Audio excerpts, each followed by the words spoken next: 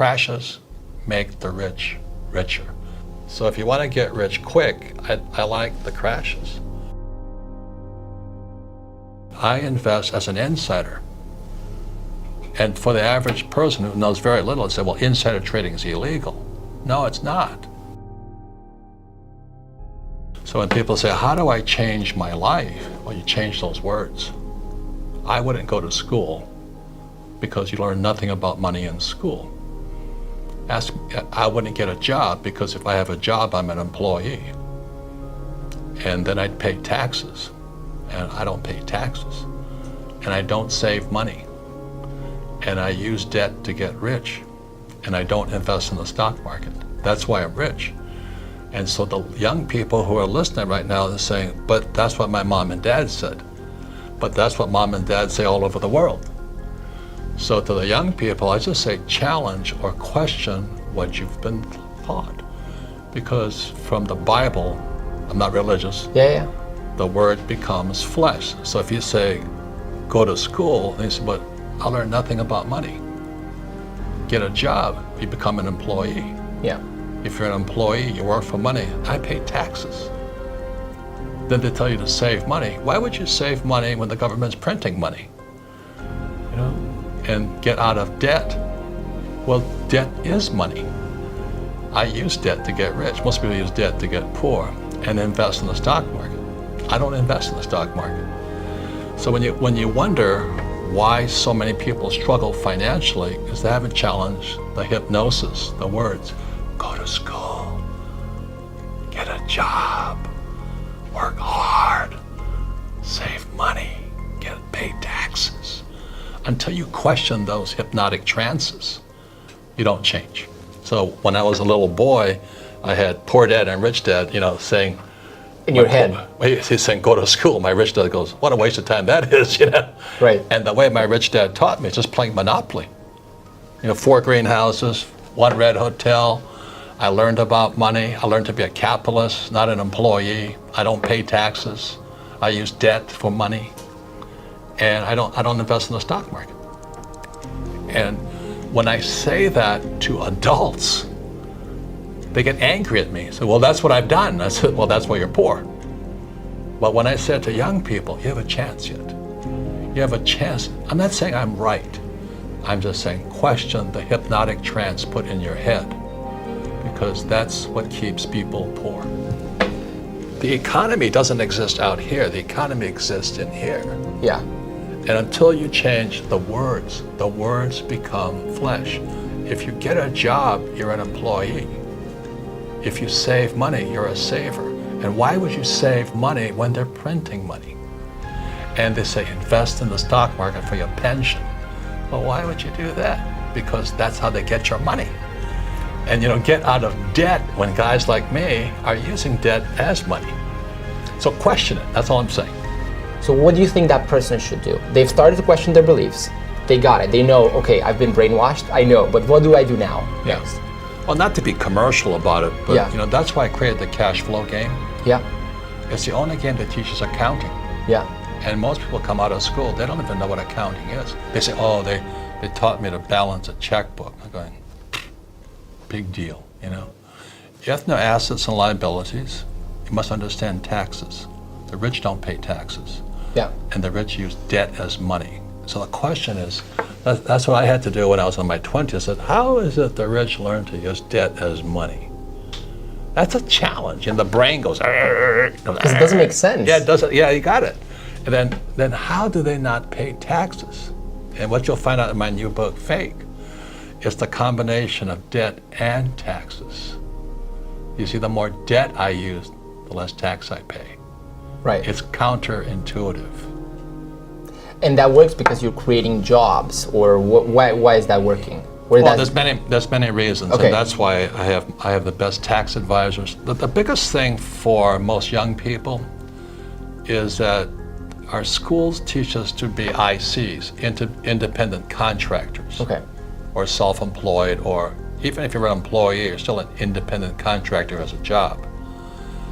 And you do it by yourself. I think much of the young world is in the selfie world. Look at me, look at me, look at me. Whereas in my world, it's a team sport. I'm a rugby player. I go on the field with a team, toughest, meanest guys I know.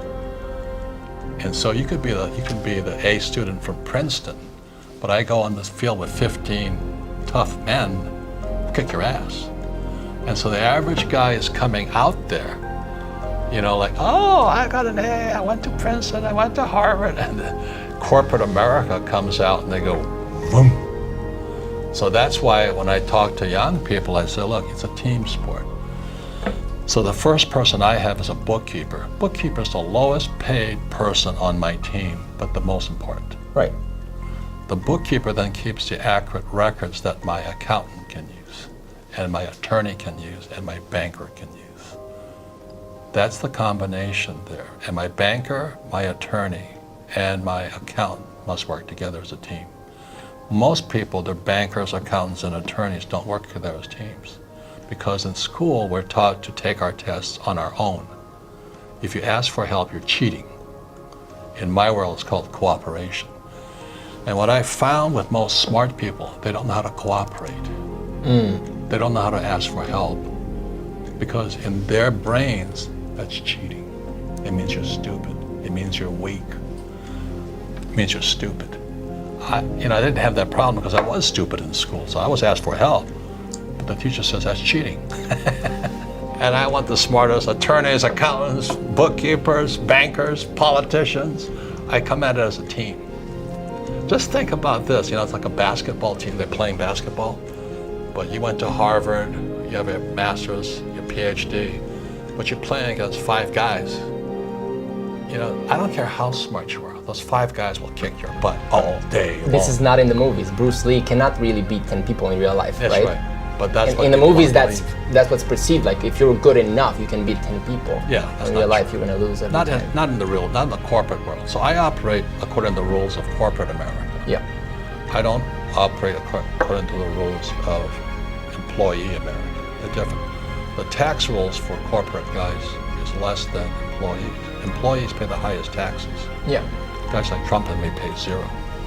The biggest thing about fake is, the dollar became fake, the US dollar became fake money in 71. But it's the fake teachers. Why would you listen to a poor person? Why would you listen to a poor person about money? And that was my poor dad. Very good man, PhD, but he always says, go to school, get a job, work hard, pay taxes, get out of debt, and invest in the stock market. He's trying to hypnotize me. And my rich dad, thank God I had a rich dad, he goes, you gotta be an idiot to follow that advice. And so you're a very bright young man to pick up Rich Dad, Poor Dad is only a book on accounting. My cash flow game is only a book on accounting. That's a game. It's all, but if you don't know accounting, you don't have accountability. Yeah. You have accountability in your life. And then you can question when somebody tells you to invest in the stock market, I go, well, when do I get my money back? So in fake, I talk about the infinite return. I never use my money. I don't need to save money. I use debt 100% of the time, and I don't pay taxes. So I took real estate courses, not because I like real estate, because real estate is about debt and taxes. Right. So the more debt I use, which is real money, debt is real money, the less tax I pay.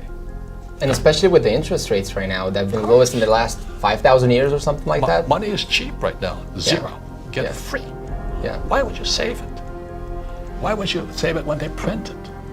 And I talk about trade, investing. I invest as an insider. And for the average person who knows very little, they say, well, insider trading is illegal. No, it's not. But they've been programmed to think it's illegal. There are certain forms of investing where insider trading is illegal, but for the most part, it isn't illegal. But what fires off, because they've been hypnotized, oh, insider trading, he's a crook, oh, and he doesn't pay taxes. Do you think I'd be writing about it if I was a criminal? So I wrote fake so people could challenge the hypnosis in their brains, go to school, work hard, pay taxes, get out of debt. I used debt as money, because in 1971, money became debt. people look at it now, and because they're scared and they're safety oriented, thinking, oh, I couldn't really start now because there's a financial crisis coming. Yeah. So why would I start now? So it's still the safety that they're looking for. So what would you think about, what would you say about that, about the financial crisis coming up? If, well, there should be some sort of corrections happening in the future. Well, let me ask you this. If Yeah. you had bought a ticket to get on the Titanic, right? Yeah. And you knew it was going to sink, what would you do? I'll build the best boat to get out of it. I would be getting ready to get off of it as quickly as possible. Okay. You know? I would be looking at life rafts and checking things out and, you know, things like that. Yeah. Because we're going down. Yeah. And this is the difference. Crashes make the rich richer. So what happens is, there's an old saying in investing, the bear goes up, the bull goes up the stairs. There's bulls and bears, right? Yeah. So the bull goes up the stairs, the bear goes out the window. So if you want to get rich quick, I like the crashes. Because you can buy low. Oh, shit, it comes down so fast. So if you can do it in stocks, you can short the thing, you can do, you know, naked put, yeah. You can be instantly quick. But it's slow going up, but it's fast when it crashes. So right now, if I was a young person, I'd be taking probably a stock options course to trade the market coming down, because you'll get rich faster that way. It takes about 5 years to practice that. But I love crashes. You know, I get really excited about a crash. Unfortunately, most people get wiped out. But nonetheless, the facts are crashes make the rich richer. That's why fake is fight fake with facts. Yeah. So if you want to get rich quick, it's when the Titanic is going down, you can sell lifeboats. You have to make mistakes to learn, but our schools punish you for making mistakes. And then they also punish you for asking for help, because that's called cheating. I call it cooperation. Yeah. So everything is opposite from school. You know, entrepreneurs are not going to make good employees. So you might as well think of your conditioning and do the opposite, and you're probably better off. Well, you got to change, go to school, get a job, save money, pay taxes. Yeah. You know, the question right now is, how do I make so much money, I use debt, and I pay no taxes legally? I said, I wouldn't be saying that if I was crooked about it. But I don't have to hide, because I do it legally. When people hear this advice, then they go out in the world, and me included, but let's say I've done some sports, you've obviously had military training and all the things that I think evolved discipline in you, I'm thinking. But what would be your advice to toughen up? Because otherwise, any challenge that faces you, you're just going to fade and go back to safety. Correct. Well, I think that's one of the biggest problems is that people, the word is called resilience. Okay. If you know, like the greatest athlete in my time is Tiger Woods. Well, he just won a championship again. Yeah, but he went way up, and he came down as, his wife caught him cheating, everything, the humiliation, and then his back goes out, he has surgery. And after this long down period, he comes roaring back up to the top. And if you've ever been to Augusta, the golf course where the Masters is played, that is the toughest golf course I have ever seen. I don't know how those guys play that course. Yeah. You have to be a mountain goat to play that course, And these guys are taking shots from down here, the green's up here. And these guys are going,